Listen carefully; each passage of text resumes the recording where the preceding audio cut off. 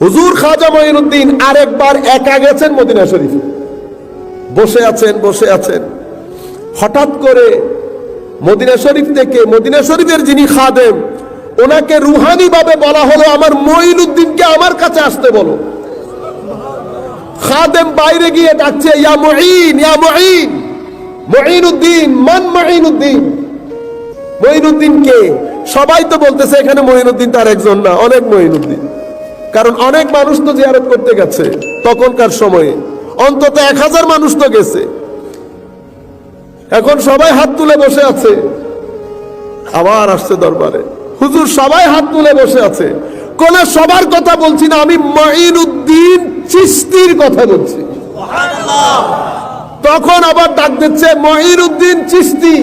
হায় হায় হায়, চিশতি বলার পরে হুজুর মঈনুদ্দিনের ভিতর ভেঙে চৌচির হয়ে গেছে।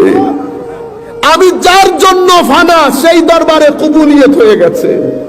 আমার নবী আমাকে ডাকছেন, একজন আশিকের জন্য এর চেয়ে বড় উর্স আর হতে পারে না।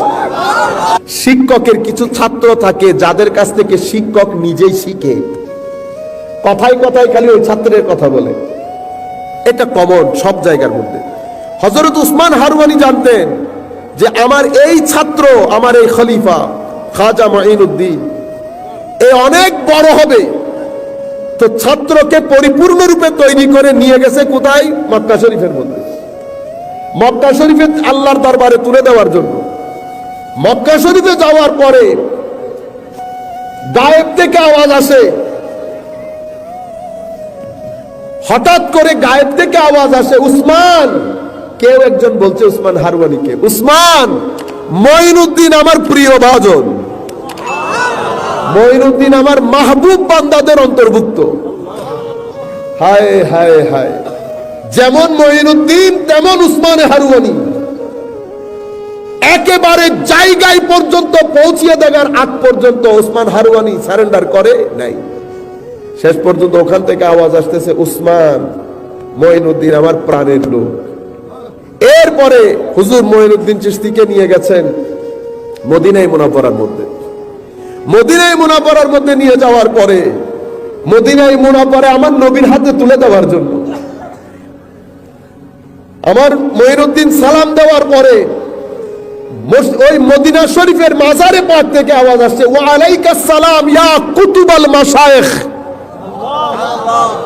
তো হযরতে খাজা মঈনুদ্দিনের কুতুবিয়তের সার্টিফিকেট আমার নবী দিয়ে দিয়েছেন। আপনারা জানেন, আপনারা বলেন না গৌসুল আজম, মনে রাখবেন এটা একটা এলমি বিষয়, একাডেমি মাদ্রাসার ছাত্রদের দৃষ্টি আকর্ষণ করব।